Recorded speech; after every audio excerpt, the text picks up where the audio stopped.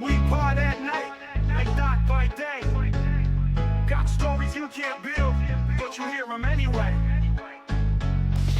Short king cuff, but he's built like a tank. Pharaoh got the man bum with the wisdom in the bank. This ain't CME, it's a mic and a mission. We fuck around and somehow you listen. Cuff Daddy stepping. What up, everybody? Back at it again. It's your boy Cuff Daddy and my co-host. The American Pharaoh.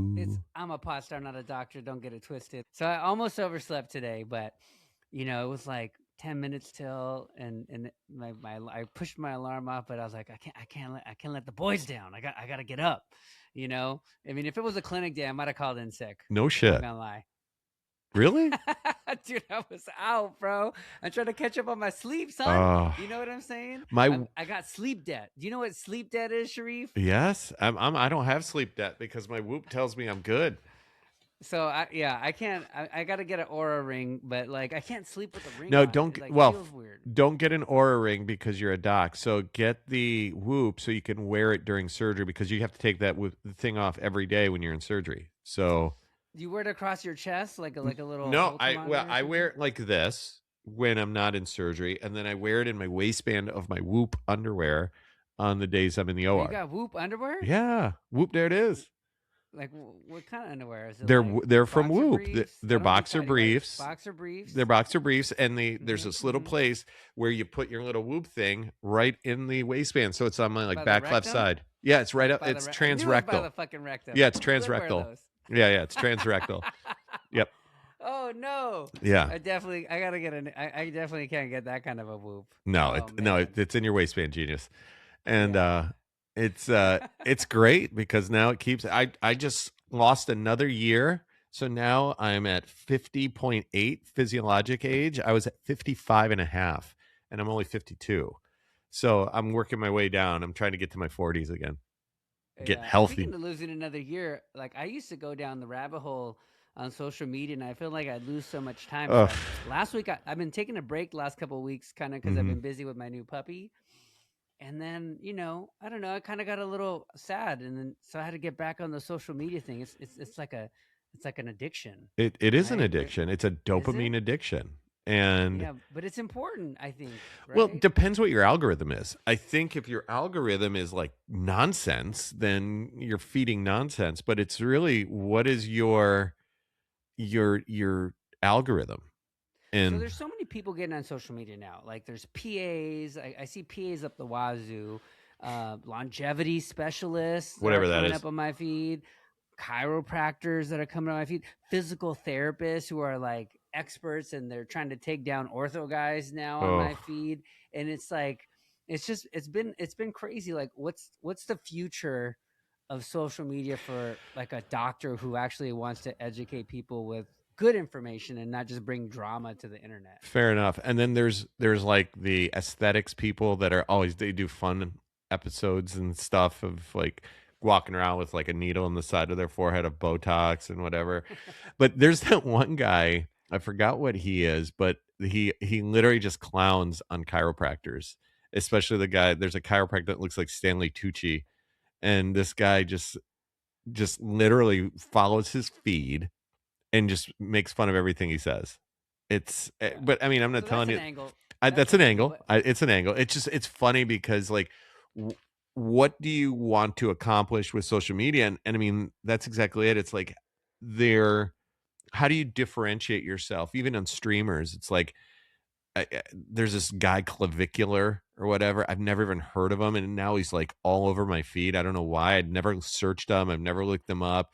And maybe it's part of the shoulder. Yeah, it's part of the shoulder. But this guy's such a fucking douche, and yet he's got so many followers because people are probably watching him saying like, how big of a douche can this guy be? So you almost have to outdo each other. Like if you're going to be an educational orthopedist on social media, you got to go over the top and do this. And you have really good content and good video and good whatever. If you're going to be a hater, you got to go deep hate. It's like, it's wild. It's like a car crash on the news. Like a car chase. Like everyone wants to watch a car chase and see if it crashes. Speaking of which, there is this AI thing that I watch every now and then. It comes across my feed. It's awesome. It's like these speed bumps on the ground, and it shows you cars hitting the speed bumps at like 50. and it shows you like what happens to different kinds of cars, and like some cars can make it over the speed bumps, some cars get like yeeted into like the bricks and like explode, and but it's so fun. I'm gonna send it to you when it comes across again. Oh man, we need to get an expert on, man. We got to figure out this social media game and how it relates to healthcare. Do you have any friends? Well, as a matter of fact, when I was at Academy, I ran into our previous guest, Nick Pappas. Good old Nick Pappas. Nick Pappas from Louisiana, hand surgeon, aka Nick Pappas. He's coming on today to talk about social media and medicine, and that guy can talk. So we don't. I don't know what direction we're heading, but it's always fun. Let's bring him on. Let's bring him on. Where's Nick? All right, ready? Yeah. So since COVID, it's been so weird, to interact with people through Zoom and Teams and all these other companies that came out with stuff to do things virtually, and then you meet people and you're like, you don't look like the same dude. You're taller on Zoom or some shit like that. And then so I'm at Academy and I ran into probably, I don't know, like 6 or 7 former guests of ours. And then like here comes Nick fucking Pappas. And I'm like, holy shit, there he is. And so he walks up, and it was funny because I was talking to Scott Sigmund. And so I go, if the 3 of us are here right now talking, who is putting orthopedic content out right now? And I think nobody. So it's good to have Nick back on. Corey Calendine. Oh, yeah. I like Corey's stuff. Definitely Corey. He's always putting great. stuff out. He was my chief resident. He was like the first ortho resident that I like interacted with when I was at Vanderbilt. He was a chief when I was a 4th year med student. All right, time out. What year did you graduate from Vandy? I graduated med school at Vandy in 2006. Med school. Yeah. Okay, so I was at Vandy. Oh, you told me that. 2004. Yeah, 2004. So Corey was, I think, my year? PGY 4 or 3. PGY 3 probably. Yeah, so he might have been a year behind me. But that was a solid class. I mean, that whole residency is full of people that like made something of themselves. I mean, they're all excellent. It's a great program, great residency. Yeah, I mean, I had a great time. I mean, I still remember a lot of those guys and girls, and like, it's a good program. Well, if Nate Van Zeeland is listening, please respond. Yeah, I miss that kid. Yeah, he was great. Yeah, I remember. It's funny when you're a 4th year med student and you're on your sub-I. There's nothing like taking call like that. Did you guys do this? Like that the 12-hour night call where you just don't plan to sleep at all. That was the and you're last just like time call was fun. Yeah. Because you didn't, because it wasn't your specific life. Call nights like. Did you know Jonathan Schenecker? Yes. And like so I got a funny story about Schenecker. I remember one all-nighter with it, like nonstop. Children's Hospital, Main Hospital, Children's Hospital, Main Hospital, hip spica, like a hip spica that like sometimes you have to like redo. Do you ever remember like where the kid like the moves Minervas? or something like, yeah, like if the kid moves a little bit or something happens with sedation, like you never forget having to take one of those off and then put it right back on. No, Schenecker. The crazy thing is, like, today I slept in and I was late, but like it was so easy not to sleep back then, and it was just fun to just be insanely busy. That was like your world, and then I don't know what happens when you're done, but like you slowly hate that. I know. We had so much fun doing that. I mean, we can tell stories for the next hour about call nights because it's done. Because that's not part of your life. Old feeling back, like you lost that love and feeling. Like I don't know, you got to bring it back. So what brings that back to you? Like what is it now? Is it a perfect rotator cuff, and that's why you're the cuff daddy? Is that what it is? And then you're like. Dude, I don't know. Like, how do you feel, Nick? Like, I just feel like at this point, like, I like doing surgery, but, I've done so many shoulder replacements and rotator cuffs, and patients are always like, "Oh, so how bad was it, doc?" And like with the straight face, I'm always like, "I've seen worse." Yeah. I know. Well, I thought about this the other day. It's like, you reach a point in your career where, probably like around 40 or so, if you've been in practice, like, we've both been, I'm 46. So our practice patterns, like I'm 15, I'm almost 15 years. Yeah. 13. You get, very comfortable with all the procedures, carpal tunnel releases for me, trigger fingers, even, fractures. and you start doing them faster and faster, and eventually you reach a point where it's just like you could almost do it. I hate to say you could almost do it in your sleep, and you just like, okay, what am I going to just do like more each day? And so for me, I mean, I used to have a resident full time, like when I was like in academia, and I was with LSU. Now I just use social media as my like outlet to kind of at least add some variety to my day, which would otherwise just be like one after another injections, carpal tunnel releases, distal radius fracture. It's that's to me the only way I kind of like create some change in the pattern. But yeah, it does get just repetitive, and like going in the middle of the night and washing out infections and treating, uh, reattaching fingers. I kind of like Oh, it just no starts thanks. to be like, it interferes for me. Like for me, it changed when I had a kid. So like, I started later. Man, you started really early, huh? Like you got Danny's teenagers. kids, if he's on call, they go in with him. Yeah. I was just saying, man, you got some helpers. I mean, I got some, But that's what changed it for me. So I don't know. Have you seen The Pit? yeah, So my daughter watches The Pit, and she's like, "Yeah, Dad, they had the ortho guy on." And I saw that little snippet. I was like, "Oh, geez. that's a total ortho guy." They call Yeah. him the shark, right? So he rolls Right. up, I guess, on the snip. I don't watch the show, but I saw the clip. I saw the clip too. And then like they're like reattaching the leg. It's like, "Oh, can I see the leg?" And they're like gonna replant the leg. So she's like, "Did they replant legs?" I'm like, "No." No. And then she's like, I know. "What do they do?" I'm like, "Cut that shit off." Yeah. It's You like, call it's the funny. prosthetist. yeah.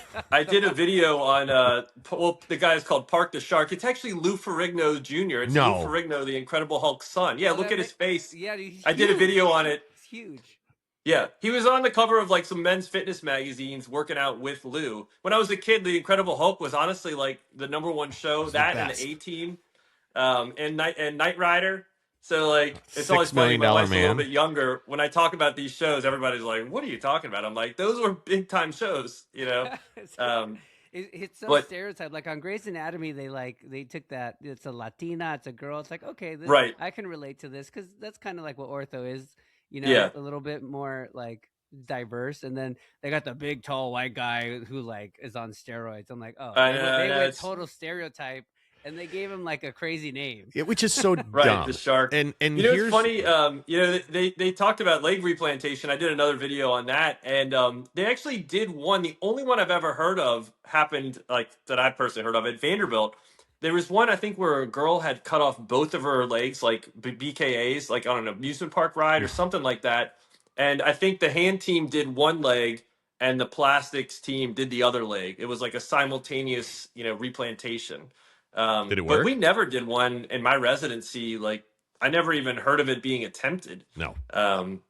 The functional outcomes have to be pretty poor. I looked at some studies actually after the show, and I was like, yeah, they can't really get good weight bearing, like depending on where it is, like good mobility, good muscle strength. There's probably no sensation on the bottom of the foot. It's a matter of time before they actually lop that thing off and give them a BK. Right.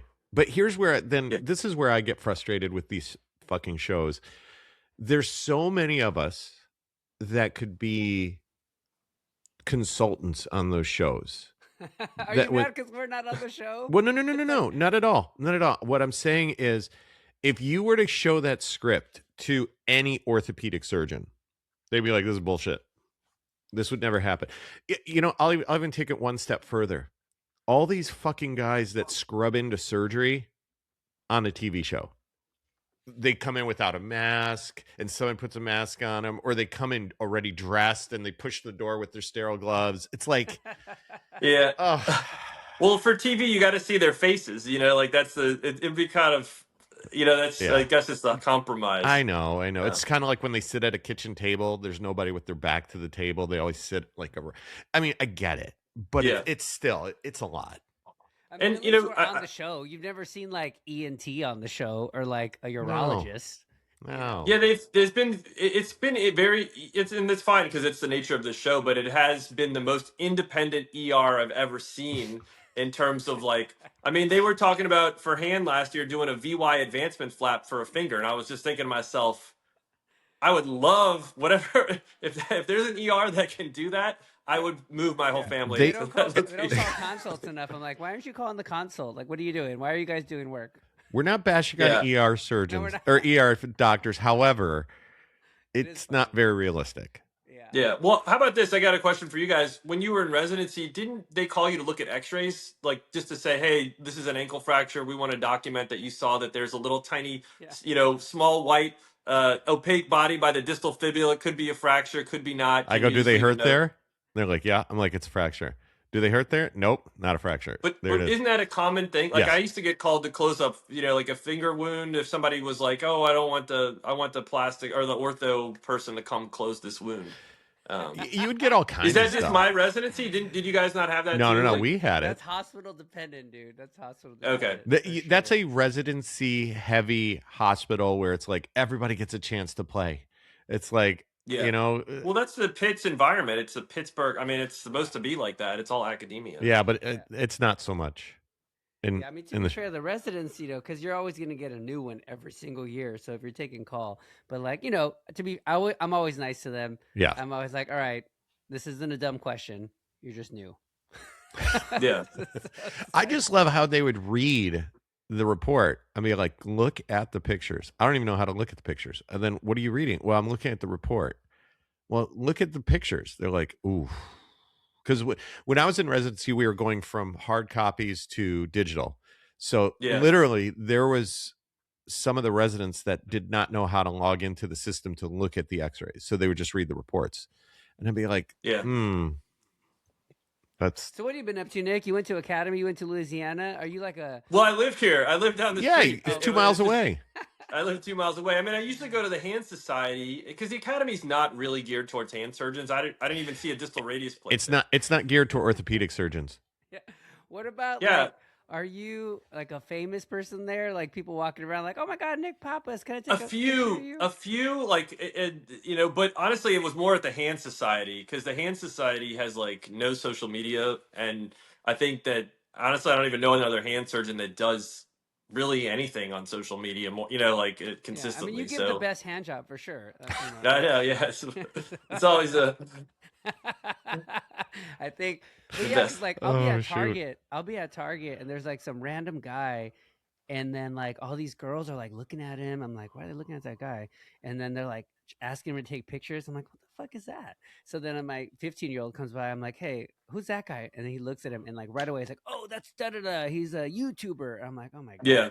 Like, well, I feel like social media that's you has become media. Like, I mean, like one of the saddest moments of my last like week, I found out Chuck Norris died. Like Chuck Norris is like the inventor of the meme. I mean, basically the meme was created based on Chuck Norris, and like even I have a video about the world's most interesting orthopedic surgeon in the world. It's all Chuck Norris jokes, basically Chuck Norris or my tears could cure my tears could cure cancer, but too bad I've never cried, like that sort of stuff.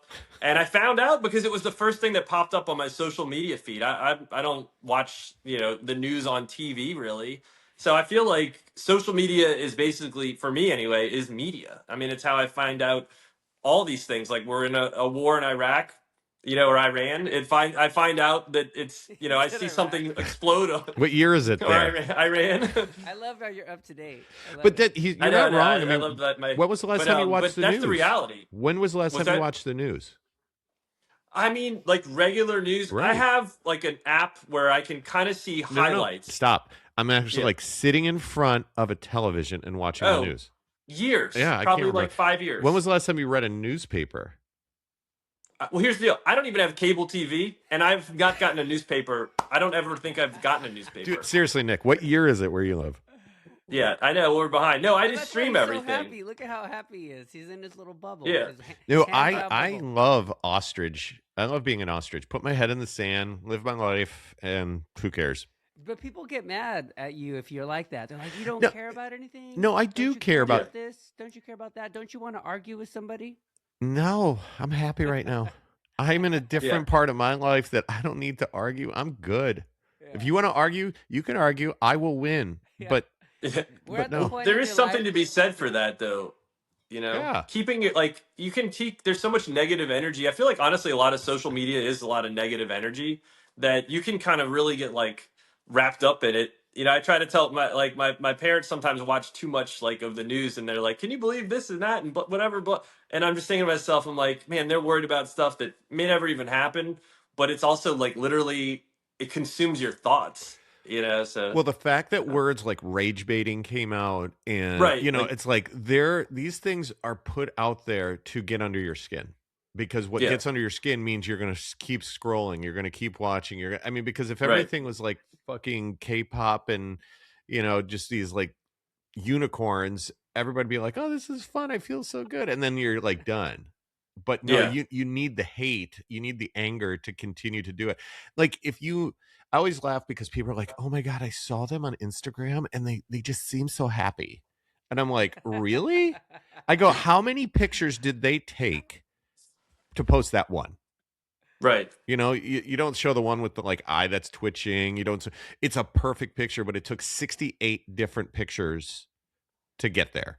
And Wait, it's are so there? is Yeah. it real? No. Yeah, there's sad people on Instagram. Like, is there an Instagram where somebody's just like so Insta sad sad. and their life just fucking sucks, and they like post a bunch of shit and they're Oh, super but then popular? when No, but then when that happens, then everybody starts freaking out, and the comments are great there, and then you just start. Are you good, bro? Come on. Yeah, that's why I try to keep social media a little bit away, like from like I separate my real life from it. I don't try to like put all my like daily activities and for the most part into it because it is still this almost like a little bit of a I'm gonna say it's like a mirage, but it's not a reflection of like most people's like real lives. No. I just liked it for educational purposes and to learn. What do you think is But going to happen with social media? So I was on LinkedIn the other day, and like this doctor, and he made a good point, but he basically said that like people now care more about the likes and the popular doctors on Instagram, and the doctors. This is what he said, who are actually really good at what they do are starting to be forgotten and overlooked because they're not on social media. So what do you think about that? Because I know there's a push for like doctors to jump on social media to control the educational narrative to like, yeah, stop the misinformation. But like, look, a lot of doctors, they probably don't want to be on, famous, I mean, being famous is kind of not good sometimes. So yeah, it's what do you think is going to happen with that? Like, what do you think about what he said? I didn't really get triggered by it, but because I was like, oh, that's a cool statement. But there was a lot of people that got triggered, and there was all these yeah. comments. Honestly, it's getting bigger and bigger. I mean, I was going to do a video on this. I mean, I get offered from companies to talk about their products, probably 5 to 10 emails a day Snake now. oil. You're Like, selling snake oil, Nick? Come on, yeah, dog. no. Some of it's like it'll be like, for example, like an AI program that like lets you bill for like phone calls. So like if you get a call from ER, it automatically does your note for you and it puts the codes in, like something like that. Mostly technology stuff for, Wait, and wait, also wait. You like had that one about soft erections, I saw. was that? No, I'm Yeah, kidding. that one. There are a few, honestly. Sometimes they don't tell you the name, and it'd just be like Gorilla Max or something like that. And I'm like, "What is this?" And I Google it, and it's like, yeah, it's Gas very. station boner pill. It's a dick Yes, pill. I'm like, okay, I cannot. Wait, I'm are sorry, those I safe? Googled that. Are those safe? I don't know. People keep talking about these gas station dick pills. Oh my god. Kevin Hart did a whole bit on it, and I'm like, why would you buy Yeah, a boner yeah. pill I from know. I saw gas- that. It's like, I mean, you yeah, never know. I mean, if you're at the gas station, I mean, and wait a second, there's actually a bias right now because if people have an electric car, they're not going to the gas station anymore. So we are talking about, Americans like V8s, unleaded gasoline, boner pill people because yeah. the electric car people aren't doing it. Yeah, there's a lot. They do send me a lot for that sort of stuff. But there's also just basic ones that just like AI generated imaging for like you can do a PowerPoint now just through AI. You can just be like make a talk on rotator cuff tears and it'll just generate it for you and you can modify it. So there's a lot of that. But yeah, sometimes it is just like random products like a knee brace or some sort of shoulder device, whatever But would they reach out to you sleeve. as a hand surgeon and say, "Hey, will you endorse this knee device?" Yeah, well, I mean, I'm board certified in Well, orthopedics of too, so I mean, course. I do talk a lot about orthopedics too. Yeah. I think they just kind of like, you know, whatever. Yeah, sometimes it is about like gloves or some sort of wrist brace. Okay. But it's gotten more prominent. I think people like I went to the gym this morning and I looked on the TV, and like half the commercials for medical stuff, like Dr. Drew, for example, does this, like, I think it's an antibiotic kit that's like a home, you buy it for your house, and it's basically when you travel, it's got antibiotics and all this other stuff. Like, I mean, then there's literally almost every product that's medical has a doctor or some similar, a dentist, somebody promoting that product. I think it's just the reality of, where we are. And I watched Scrubs last night. The In new Scrubs, one? they're talking specific. What's The that? new one or the old one? It's actually pretty good. The new one. Okay. Yeah, the new one. They were talking about this, and I agree. It's basically now like people are using social media to get their medical information because honestly, healthcare is so expensive that there's just more like doctors now are like more in the mix because we get reviews online. People look at these reviews. We also put information on our websites, and that helps me. I mean, the reason I do social media mostly is to basically help advertise for my practice. Right. And so I put that information, about hand surgery or, about whatever, orthopedics in general. That actually helps, educate the audience, but it also brings traffic to your site or, to your practice site. And that helps with scheduling. And I mean, a lot of my new patients, I'll maybe see 10 or 15 new patients in a week or in a clinic. And it's almost like all Google online. I saw this and I know what happens is when you put stuff out there, your name just kind of like in the Google search engines, I bet it slowly elevates you like Probably to the top. Danny gets people that, well, Danny has two problems. One, they come in and they call him the Cuff Daddy. That's one.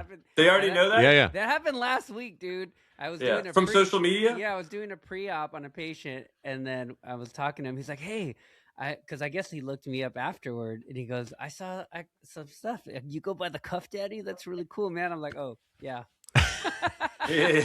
But then the other one is rare. he's getting endorsement opportunities because now Diddy's in jail for baby oil because they're Cuff Daddy, Puff Daddy. Oh, nice. So, but all my patients are like 80, dude. Like most of them that need shoulder replacements, they're not online. Maybe they look at the website, but they're not looking at Instagram. I don't even know if they know what that is. Hey, I meant to ask you guys because I don't know if you're seeing this, but like, so my surgeries the last like couple weeks and really the last like 6 months, most of my patients are getting older and on Medicare or like, some insurance plan that doesn't have some crazy high deductible or workers' compensation. And the only patients that have like regular insurance that I'm like doing a lot of cases on, it's a trauma where they absolutely have to have it done. But like elective stuff, I'm seeing so many people just like pass on doing carpal tunnels if they're like regular commercial insurance and they don't want to pay this ridiculous deductible. that's exactly Are it. you guys seeing that? That's exactly it. The problem right now. Carpal tunnel. I just went like this a lot. And then it like went away. I got cubital tunnel. I just shake it out. You're right. It's called the flick, right? The flick test or whatever. So No. I would go like that, and it would like go away, and then one day it was gone. See, look at that. But that's the reality. I'm like, my surgeries this week, it's all like older patients and then a guy who like cut his finger or cut his thumb in half with the table saw. But at work. But we just talked about this earlier. It's because if you put the money you put in for insurance into a pile and say, this bank account is just going to be for my health care. And then they came to you and said, and you're like, I need to do a carpal tunnel release. No problem. Let me go to this bank account, take it out, give you the money. Great. The problem is these deductibles are ridiculous. You're paying $2,000 to $5,000 a month in most homes for a family with a deductible that's probably between $5,000 and $10,000 over the course of the year. Yeah. So you're like early in the year, you're like, I don't know if I want to come out of pocket with $3,000 or $4,000 for the hospital or surgery center to get my carpal tunnel. I'll do that in November when all my shit's paid off because my kids have had the sniffles and we've chipped away at it with antibiotics and whatever. So the elective surgeries are all down in commercial insurances because of the fact that these deductibles are so high. People are like, I'd refuse to pay it. And they're like, I'd rather live with a hand that's numb than to deal with that shit. So it's ridiculous. So that's what tells you we need some sort of reform. I'm not going to make it political, but it's just whatever it is right now is not working. Yeah. And I haven't seen any progress. I know like it's not popular to say this, but like everyone was talking about how prior authorization would be like fixed. It's worse. I have literally seen it's gotten worse. I have denials, like peer-to-peer requests. I almost did a video on this, but I was like, I didn't want to get too like into it. But I literally sent the records. They wanted the potential surgery and the progress notes before whatever it was. The denial came like for a peer-to-peer. There's no way they had a chance to read it. It was within minutes, like that the denial came. I'm like, there's no way you even read this. This had to have been an automatic denial for in request for a peer-to-peer. I had one. I almost gave up last week. I think I had five denials, a mixture of PPO, work comp. Just like I almost gave up. I'm like, what? Why do I even like want to do things? Nobody lets me do anything. But that's what they want. They Nobody want lets me do anything. They want to break us. And that's the point. If they make it so difficult, at some point you give up, and then they're like, okay, one less guy to worry about. And that's exactly the problem. And you get to a point where you're just so frustrated with it that here we are venting about it, but at least we're talking about it so that maybe other people listening are like, oh, I get the same thing. Okay, it's not just me, because it's not just you, it's everybody. And I got one, Nick, I think I put it on LinkedIn, and it had like something like 2 million views, and it was a pre-denial. And I'm like, the fuck is a pre-denial? It's a denial before it gets denied, whatever that means. And it's exactly like it sounds. That's probably what I got. Yeah, and it so didn't even really get officially reviewed. Yeah, it, just got it was a pre-denial, and then it said that you can call to set up a peer-to-peer. And then when we called to set up a peer-to-peer, they're like, you can't have a peer-to-peer and appeal it until it's denied. What about, Nick, you get these peer-to-peers where they send you a letter and they show every time that they call, they need an answer. And God, that's... So we have an AI detector now, and you can actually track phone numbers. So if you put our phone number, you can see on the call log if they ever called, how long they were on the phone, and who answered. And these people never called. No, they never I called. wouldn't be surprised, because they say that all the time on my like peer-to-peers. Like, we called 3 times, and like I'm like, we answer the phone constantly. I don't know how you would have called 3 times, right. And like also leave a message if you really called. And then they'll write it in a paragraph in the official denial saying that we tried to attempt to reach Dr. Pappas on 7 occasions, and no, you didn't. Yeah, I call back usually and leave my cell phone, and I'm like, call my cell. If you have like a real question, call my cell. Like, we're both doctors, presumably. Call my cell. Close enough. know. What kind of doctor are you? I do CCLs. Oh, you're a vet. Got it. Yeah. No, it's been it's gotten worse, and I think like, I mean, I just question whether I should do this or not, but like there's like times when I'm pretty sure there's some dishonest component, like, yeah, we didn't really call you, or we're just going to make up some of this like attempted, and we didn't even look at the records, and we're just going to deny it. And like, it's starting to like honestly kind of expose some of that, like, but I mean, a lot of people are already doing that. It's just, I've seen it worse in the last 6 months than it was before, and I've seen no progress at all. Dude, like, no, they don't care. It's like the hospice fraud in California. Like, no one fucking cares. People are just stealing money, and no one cares. No one's gonna do anything about it. We're all fucked. Yeah, but here's where I wish it was a lot more like crypto, where there's like blockchain. So, for instance, if I write something, it goes in and it timestamps that Bichet read it, and he said something about it, and he transfers it off to the next thing. So once it goes to the insurance company, it gets stamped. So literally there's a timeline of this event.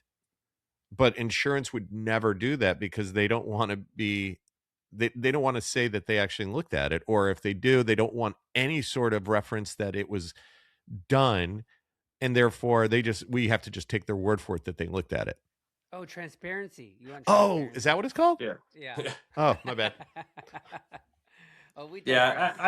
I've just seen it get worse and worse, and I don't know if there's just going to have to be like an ultimate, like a breaking point, or like a like a black swan event or something, like, but it doesn't seem like there's any progress. Like, I mean, honestly, the trial of Luigi might end up being like a real like focal point for this is what insurance is doing. I mean, that's what I imagine it's gonna come up. But the fact that this kid walked up to the CEO of an insurance company, shoots him point blank, and the people allegedly, by the way, allegedly at 53rd and 7th at the Hilton in New York City. Okay, but the fact that people are on his side is it that in and of itself is telling you we have a problem. That corporate greed is so bad that they're almost justifying what he did. And that's when you know you have a problem.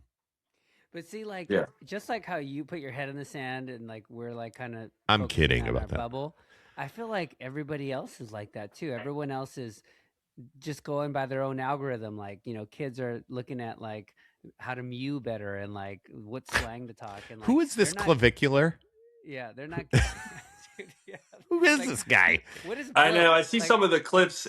I worry for us when I see like some of the things he tells kids. I'm like, gosh, yeah. I it's don't not even know gonna who be he good. is. I mean, but he's all over my feed because he slapped some girl or some girl slapped him and he had her arrested. It was like, what? That's what I'm saying, Yeah. dude. So like it's all. I I thought he already was an forgot about orthopedic it. surgeon. I thought he cuffed at it. I was like clavicular. I thought it was I thought it was Cuff Daddy's maybe it new was a trauma partner. guy. He's a new trauma guy. He's a new partner.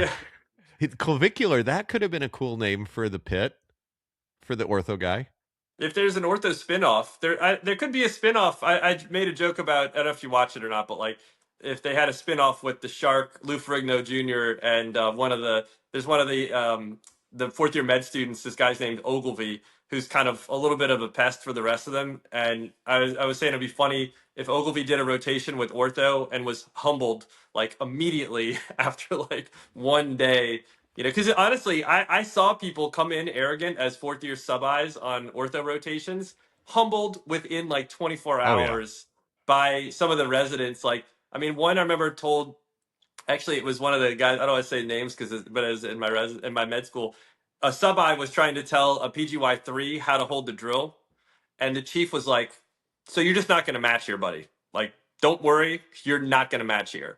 Like, right in the OR. Like, that was it. Like, it was like an immediate, do not ever try to, like, tell another resident, somebody higher up, like, when you're a med student, how to do stuff. Yeah, never Even pimp. if you You know, never like, pimp don't up. do that.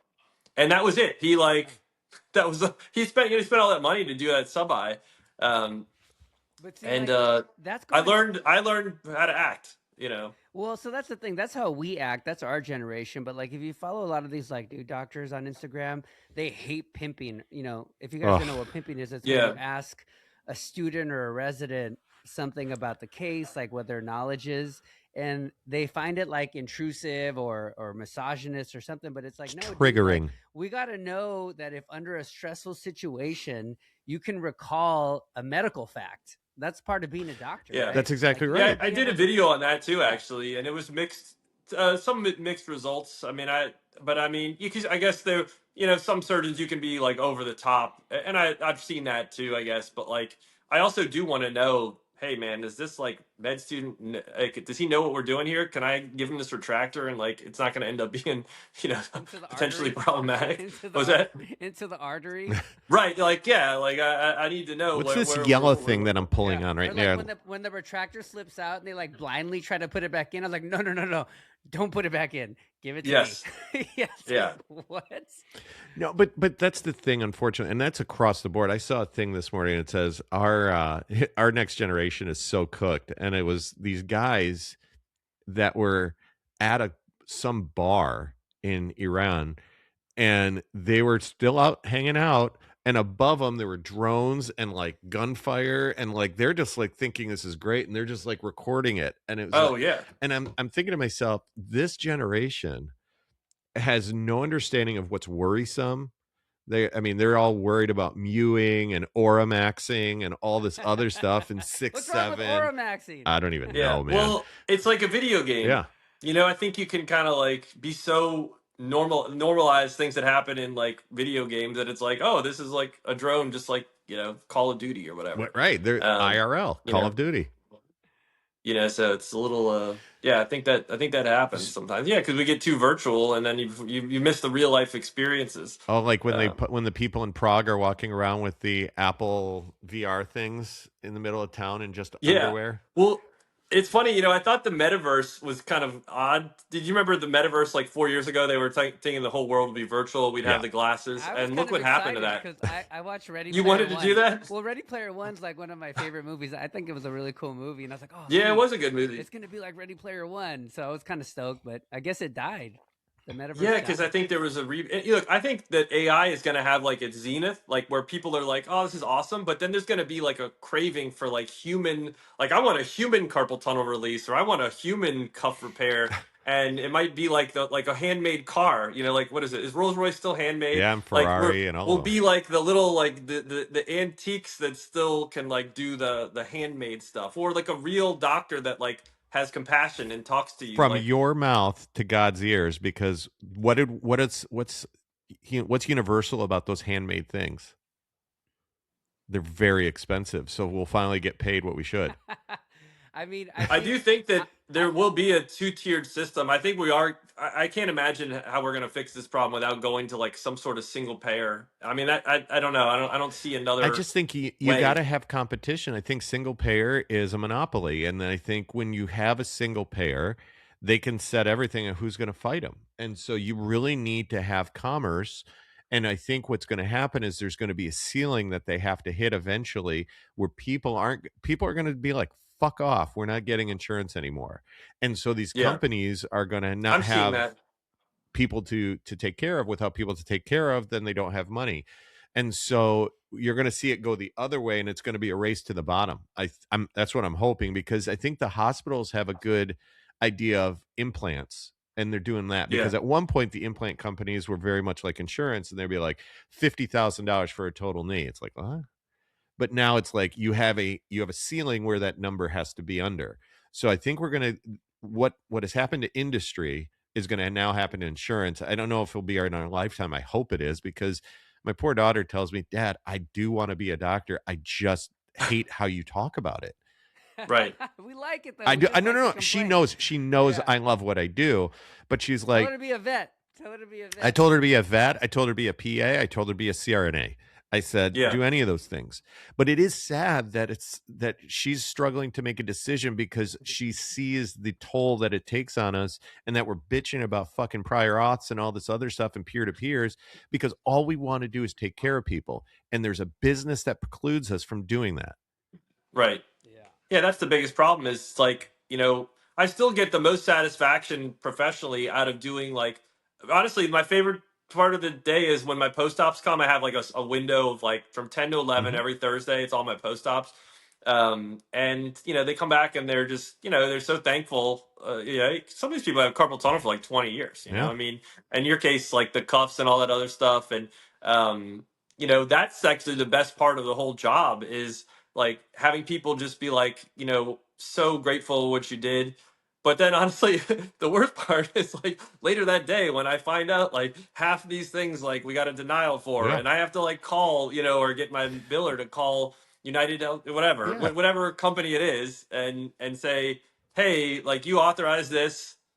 What's the deal? I like when they Where did we- authorize it, but the sentence underneath it says, just because it's authorized does not mean you'll get paid for it. Then Right. why'd you Like to authorize me, it? that's the worst part. It's like a total, dichotomy of a day where I have to Yeah. spend like half my day, basically upset because I'm like trying to figure out like how we can, keep the lights on, and the other half is people that are like so grateful. It's But like That's it but why. that should kind of work That's why you easier. got to play golf, Nick, because it's a lot like Yeah. golf. You hit it good, and you're like, "Fuck yeah!" and you want to keep going, and then you have a shitty hole, and you get a triple bogey. But then the good news is that there's a new hole, and then There it just is. Yeah. keeps happening, and it's literally like golf. That's why like I love golf because it just reminds me of like life. You just Yeah. keep going. You I gotta like keep golf playing. too. But that's all I want to do, just play golf. Dude, I was so but hooked don't you on think? golf. See, Nick. I think I there was will at- be a. Huh? Oh, I was gonna I'm go so back to. I'm so hooked on golf though, Nick. Like I got hooked. I went. It was like 8:30 last night, and everyone went out except for me. So I booked a sim. There's a simulator that just opened down the street, and I booked an hour at the sim, and I went to go play Oh golf man, on a get one for your Saturday house. night. You can get one for your house. One of my buddies has the little I'm net in trying his to get house. one. And, I'm trying. I gotta oh, you are trying reorganize to my. get one. I gotta reorganize my garage. My garage's like a custom gym now, and I have to reorganize it to put a sim in there. Oh, That'd be nice. sick. First world Yeah. problems. First world problems. You know. First world problems. I know. For No, sure. I was gonna say back to Sharice's point though. Like, I think there will probably end up being a two-tiered system though. There'll be like one payer, and then everyone will be like, I don't want to wait 2 years to get my cuff repaired. I'll go to Cuff Daddy and I'll pay out of pocket and I'll get it done next week. So it'll be Canada. You don't. And a free hat. and a free hat. Yeah. And I'll put you on a social media. At Nick's place, that he'll do social media with his patients.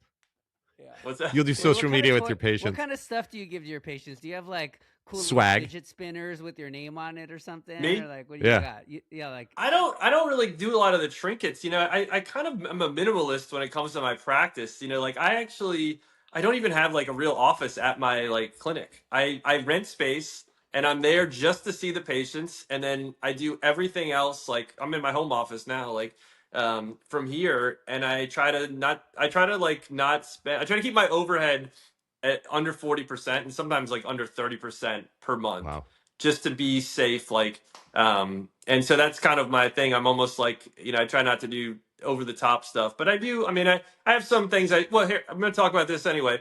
So I do have some things I give to patients or recommend to patients after surgery, like some sort of supplementation. There's actually a study, Buddy Savoy at Tulane, they're going to publish a study that like collagen, arginine, a few of these things like have been shown to help. It's not published yet, by the way, but you can look at it on the AAOS website, that the cuff has like a better repair like profile, thicker tendon at 6 weeks and 8 weeks if they start this supplement regimen with, and there's a couple of them that I don't really, but like basically arginine, collagen peptides, and a few others. And I know you guys are, both into the post-operative nutrition stuff. That actually, like, I talk to my patients a lot about that. And so that's, if there's something I like talk to them about after surgery, it's what can we do to optimize your recovery? And so, yeah, I talk about collagen. I talk about, one of my friends is a plastic surgeon. They do omega-3 fish oil at 3 weeks. And even some of the other guys I've seen online, omega-3 fish oil to help with inflammation and to help with like, basically overall health. And so I started doing that stuff. And then I don't know if you guys do the nutrition supplements as well. I think there's like, that's a good thing that we are doing to kind of like add another layer of, recovery to patients, speed up things. But that's the thing. It's like, if you tell insurance that that's good for them, they'll be like, we're still not paying for it. There's no studies out there, and it's all experimental and da da da da da. So yeah, I think as long as you're appropriately priced, I think it doesn't break the bank. I always tell my patients it's going to be like $8 or $9 a day is what you're going to pay for these, these supplements, which are going to help you heal, prevent infection, good for the bone, da da da, on and on. And yeah, I think just like I look at all three of us going to the gym. What is it that we want to do when we're done? We take our supplements after. You take your creatine. Like, why are we doing that? I just took creatine. Yeah. Why are we putting the fuel before we started? Yeah. Why are we putting the fuel in? I don't want to go to the fucking doctor. Yeah. Oh my God. I mean, did you guys? I took omega-3 fish oil last night. I do think it helps my like joints. I mean, I'm 46 and I work out every day almost. I mean, I need like I get like like random shooting pains sometimes, like from trying to do too much weight or whatever it is. Like, I mean, I think it helps me, and I think the creatine I took this morning, I think it's helped like kind of keep my muscle mass, and I don't overdo it. What about the peptides, man? I had a patient the other day. Nothing. All that stuff that's experimental. Like BPC 157. There's no human data. Right. I mean, people are doing it. I had a jiu-jitsu guy come in yesterday. I gave him a PRP the other day, and he's like, "Oh, I was like, what are you doing peptides, dog?" I'm like, I don't know. They just use it on rats, so I don't really know if they work. Well, I've been using peptides for 10 years. I'm like, what? Right. They're failed drugs, a lot of them, though. So you got to be, there might be something that happened when they were doing these big trials that they scrapped it. And so you just never know. I mean, anything that increases, BPC 157 promotes angiogenesis around tendons. So yeah, that's what cancer likes too. So, maybe would it be fine in like 90% of people? Maybe. But if you've got like early colon cancer, which by the way, I know 3 or 4 people, not just like, Dawson's Creek, James Vanderbeek. A lot of young people are getting colon cancer. Yeah. I'm 46. Food, dude. It's the fucking food. One of our dear friends who was a previous guest had at 38. And people don't know how to eat, and they eat a bunch of shit. They go to the hospital and they sell Cheetos in a vending machine. So they're like, "Oh, the Cheetos sell at the hospital. It must be good for you." They sell it at a hospital. It's like, no. Well, no, it's not good. So, and I've seen a lot of it. So you need to do a social media video and get Cologuard to sponsor it and just tell people to shit in a box. And send it in. It's my shit in a box. That would be perfect. That was one of Justin's best. There's your hook. I don't know if you could make that anymore, by the way, that you're talking about Justin Timberlake's like. I just saw that yesterday. Dude, he was shit. Wait, but that's what you. Poor but guy. The way you said it, it's actually the right beat for when. Dude, that was a classic, bro. That was huge. Yeah, I think Andy Samberg was in it too, right? Yeah, dude, he's the best. Oh, that was like one of the best skits ever. It's fucking hilarious. So, Nick, where are we going with your social media? What is it that you want to do? Like, in a perfect world, if I snap my fingers, it's 5 years from now. What has your social media profile done for you and your patients? I mean, first of all, I one of my goals, and I kind of realized it with the comments, is to kind of be like at least like a positive voice for medicine, despite all the stuff we complain about. Like the match was this past week, and so I want to be like a good representative for not just orthopedics but like doctors, to be more relatable. Because honestly, even I get people are like, how do you get hate comments? Most of your videos are just like comedy or whatever. I'm like, dude, trust me, I get like a lot of like, you're terrible, like you shouldn't be, in practice, all this stuff. And I'm like, I see not now. I mean, that's just me. I see other comments. I mean, it's like way worse on other, doctors' profiles. But like, I try to just be, who I am pretty much, but also like relatable. You can still have your own practice. I try to like inspire, the residents that like, look, your life doesn't have to be living in the hospital. Look at me. I mean, we're on a Sunday. I mean, honestly, 10 years ago, I would have been probably like washing out, a finger or hand in the middle, like this Sunday morning, I would have been in the hospital. But you can carve out your own little space. You can do like all of us are doing, have your own practice where you're kind of like, making sure that things are run the way you like to have them run and the way the patients are going to have the best outcomes. Because I've seen like, since I've been able to kind of call the shots more, my patients are much happier. I mean, I don't know if you guys feel like that, but like, I don't have to rely on like, oh, we can only go to the hospital at this time and you have to do this surgery at 5 p.m. on a Saturday. Like I own part of the surgery center. I just tell them, look, this is the time I want to do it. And we do it that time. And patients, my surgery center is actually in my office pretty much. It's like one floor above. And so I just try to, show people that it's possible. Just be a voice of education. Comment on like, I commented on the Lindsey Vonn injury and like just try to like normalize and explain like, okay, these are these injuries. This is the recovery. And this is how orthopedics works.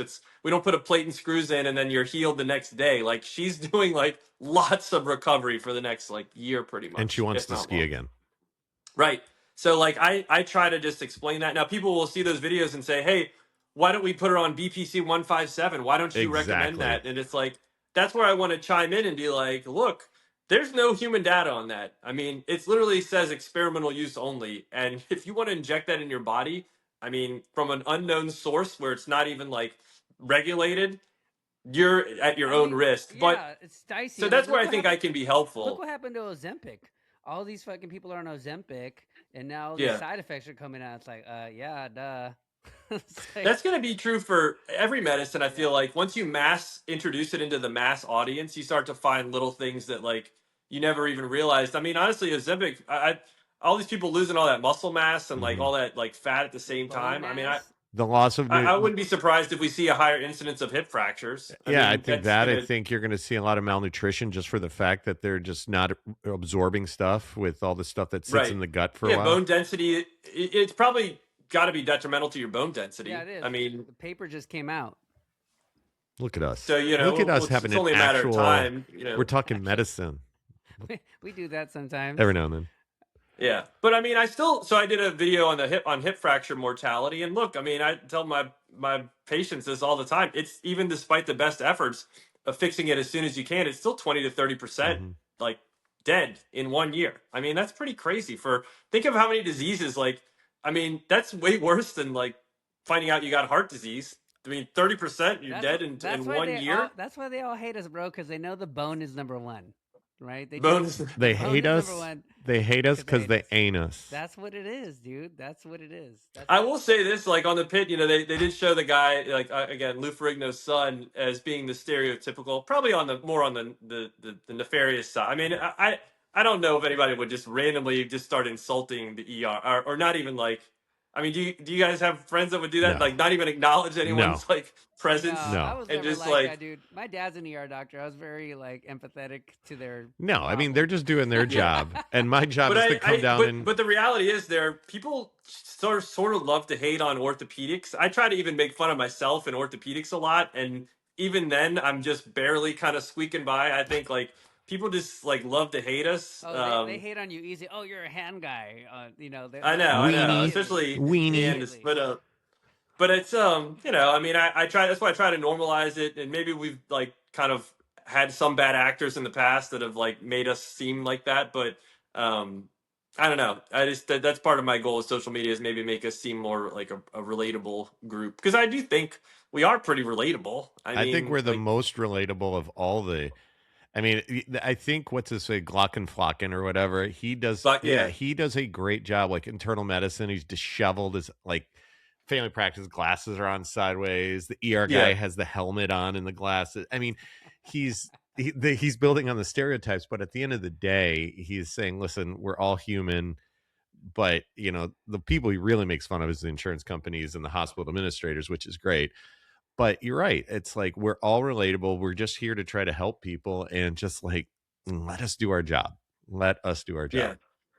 Yeah, and ortho of all the specialties, I mean, we are like the working class, like blue collar We're specialty of all carpenters. specialties. I mean, We're we're carpenters. carpenters. I mean, Yeah. we're going in and all we want to do is just like fix your house or fix your broken bone or we're like that's our main job, our goal, and we all want to work probably too hard. I'm gonna be honest, it's like probably too much in one direction. And yeah, so when we get a lot of hate online, because look, even in like the video I did on the Lou Ferrigno Jr., there's a lot of people like I was trying to say we're not all like this, and everyone's like, no, you guys are like that. Like there was some hate in the You comments, guys are It just was like like that. that. It's just like You that. know what we need to do, Nick? And maybe Bobby can help us set this up because he's talking to some producers. But we should do a show called This Old Body, which is based on this old house.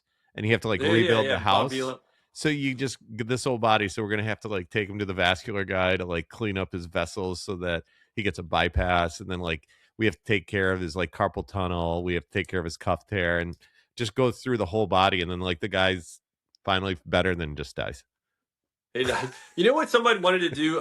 Actually, one of the producers of a famous comedian I was talking to about helping with do like a sort of like a be on a podcast, and he said he was interested in having this, and I think it'd be cool is to have like a celebrity come on with like, I mean, RFK Jr. just had his cuff repaired, by the Who way. did that? Do you Who guys? did that? I don't know. I don't even know if we're supposed to like talk about who did it, but I think it might have been in New York. I guarantee it was in New York. Oh, It was in New York. It's either. Okay. It, I bet you it was New York or in L.A. Yeah. Yeah. So anyway, I'm not sure who did it, but like they were thinking it'd be cool if like we had a guest, like let's say it was like a sort of celebrity, maybe somebody you guys have operated on or I mean, I don't have as many celebrities in New Orleans, but have them on the show and they just go through like top to bottom. Like Johnny Knoxville would probably be a Oh, good one, Jesus. or Travis Pastrana, the BMX, and you just be like, all right, my shoulder hurts. Like, what could it be? And then Danny just goes to town on like, and then you just talk about like what we would recommend. Should I do BPC 157? And you just go through it, and then it would be kind of cool, honestly, for the audience to be like, okay, man, this is how we treat shoulder, elbow, hand, hip, knee, foot. Like all the way down. I would watch that. Honestly, I'd be like, let me see what they everybody's recommending. But going back to what we talked about earlier, nobody's going to be like, wow, that was amazing. Everyone's going to be like, this is bullshit. That's not what you do. Yeah, exactly. Oh yeah, exactly. Well, because the problem is like knowledge is free now. Yeah. With And ChatGPT everybody's an and expert. everything. The only thing, Yeah. the only thing that's gonna in the next 10 years that doctors are gonna do, like all of us who use our hands who are procedural based, but like everybody who wants to people are coming in diagnosed already. They already kind of know what they have. Like, hey, I have a rotator cuff tear. I need you to fix it. Like that's what it is right now, which is cool. I don't mind. But like I think AI is definitely gonna like shave off a lot of like those little things like I fell yesterday and my arm hurts, right? Like, no, you gotta wait a couple weeks. If it still hurts in a couple weeks, come see me. But I don't know. I still think we have like surgeons aren't going anywhere. I'm about to publish a story. Elon was talking about how hard it is to make a robot hand, and it's like a video about how his like production is delayed basically because they still can't make like a good like 5-fingered hand because it's so complicated. So, I mean, you know, I'll raise you this. How hard is it to make a kidney? I Have you mean, ever seen a we have, dialysis machine? yeah, I mean, It dialysis looks like machines. it's the size of a fucking Buick, and it's Yeah, like you're telling me that this thing that's the size of your fist, the only way we can create it is to make it enormous. and it hasn't gotten much No, smaller, right? I no, feel like, not at all. Or a heart and lung I, machine. How are you going to get that yeah, it's inside a like half the body? room. Yeah, we're I think we're safe for at least another generation. Yeah, at least until we die. Yeah, our kids, who knows? Nick, But yeah, I don't know. So I think we get excited that we have robots that can do some stuff, but I don't see it like doing a carpal tunnel release anytime As long soon. as it could fold my clothes and do my laundry, I'm good. That's all I need. I'm see, getting one. this is what I predict. I predict that within the next 5 years, Nick's whole social media channel is an AI avatar of him. Yeah. Our podcast is an AI avatar of us. And instead of actually recording this stuff, we're playing golf. That's my goal in life. If you took somebody told me this is happening already, you could take all the videos that I've made, which is probably like, I don't know, maybe like 2,000 or whatever, and put it together, and it could teach AI to basically replicate me, and you could ask it questions and it would like basically say, for the most part, what I would say. And you can honestly, and I've heard people say you could actually sell that, your name, image, and likeness, as like an orthopedic expert or whatever field you're in. Oh. And honestly, we're I've heard already people doing that. that. We're already doing. Bobby, why don't I have an NIL deal? What's going on? Yeah. Why don't I know about this? We're already So- doing that with a company, both Danny and I, which took our pictures, took our voices, gave us a bunch of FAQs. And so on our website, if you go to our websites, you can put in like shoulder arthritis, and it's this whole essentially a PowerPoint, but you can stop it at any time and ask it questions, and it's already preloaded with the questions it's asked us. It's crazy. And now, but I think that's like going to be, and even maybe it'll happen with actors. I know they were trying to avoid it with like, I mean, for instance, I heard they're taking Morgan Freeman's voice and trying to like just use it as everywhere to narrate pretty much everything. Honestly, I think that'll be the case with the actors, and they're fighting it. But like, I think you might be able to just have an actor that's like a model of Tom Cruise or whatever, and then you kind of. It's funny you use that example. So Val Kilmer died before he finished. Oh, that's right. And Val Kilmer's family said he would have wanted this. So his character is AI generated with his voice and with his likeness. And yeah, I mean, but that's what I think it's in this case, it's a one-off because I mean, I think that was the whole problem with the strike a few years ago with the Screen Actors Guild is they're like, no, we do not want to have this situation where like it makes them irrelevant. But you know what? If you chose entertainment or medicine to be AI, which would you rather have?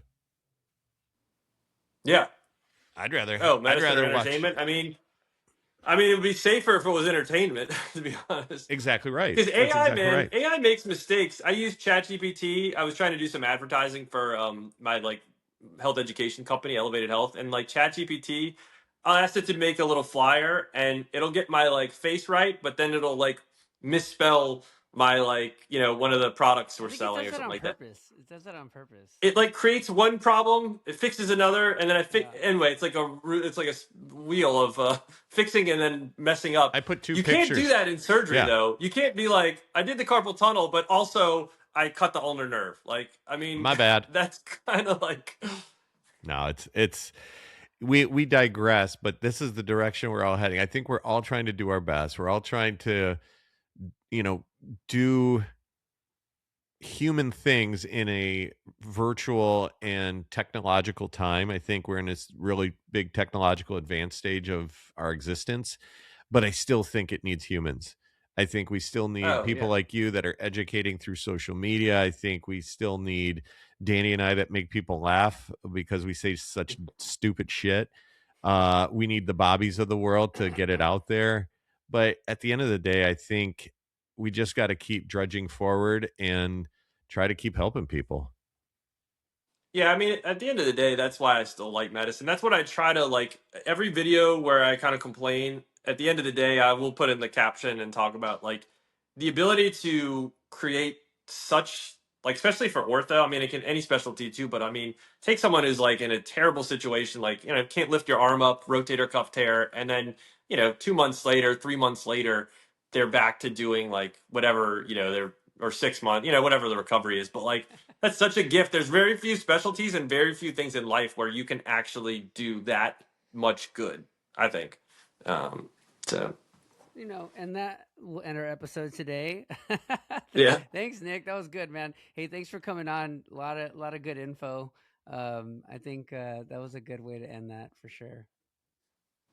Well, good. Wait, and then also because Sharif's mic stopped working, and we're Yeah, gonna Sharice. No, actually, I muted myself for a second because I was coughing. No, but Nick, do you want to tell us where you can find all your stuff and all your gear? Yeah, well, for the most part, I mean, my main social media still is like my Instagram account at Nick Pappas MD. It usually has my links to pretty much everything else. You know, in terms of other things I'm doing, I have my education company where Elevated Health, where I try to just put everything that's evidence based. So if there's like a question about peptides, like I just put all the evidence on there, so it's not filtered with like wellness influencers that really aren't talking about like the fact it doesn't have any human research. So that's my little company. And then, we have I have a topical CBD balm that's also evidence based. And so that's my kind of whole thought, honestly, with social media is to be the evidence based, like relatable orthopedic surgeon that can just tell you what I would do for my patients. And, you can look at the evidence yourself and decide if you want to, do this stuff as well. That's perfect. Nick, go back to your kid before they start pounding on the door. I know. I hear a dog barking. And usually the next thing is my son is like, it sounds like King Kong trying to get in. Like that's the follow up. Oh shoot, Nick, you're the best. We appreciate it. See, I'm glad we formally met at Academy and in real life, but we will probably keep bringing you back since you're the authority on social media and orthopedics. Yeah, I appreciate it. So, all right, have a great Sunday. All right, talk to you guys. See you, Nick. Well, Nick's always a blast, dude. I love having this like social media royalty. You know, he brings so much to the table. He's great. I think he also does it in a funny way. He's remarkably funny, and he's a hand guy, which usually don't go together. Yeah, I think we'd be pretty good if we were funny. That's what we're lacking. I know. I wish it were funny.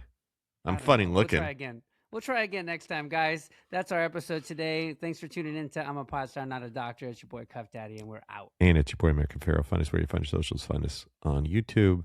We'll see you next week. We part at night, and doc by day. Got stories you can't build, but you hear them anyway. Short King Cuff, but he's built like a tank. Pharaoh got the man bum with the wisdom in the bank. This ain't CME, it's a mic and a mission. We fuck around and somehow you listen. The views and opinions expressed on this podcast are those of the hosts and guests and do not necessarily reflect the views of any organizations, employers, or institutions they are affiliated with. This content is for informational and entertainment purposes only and should not be considered medical or professional advice.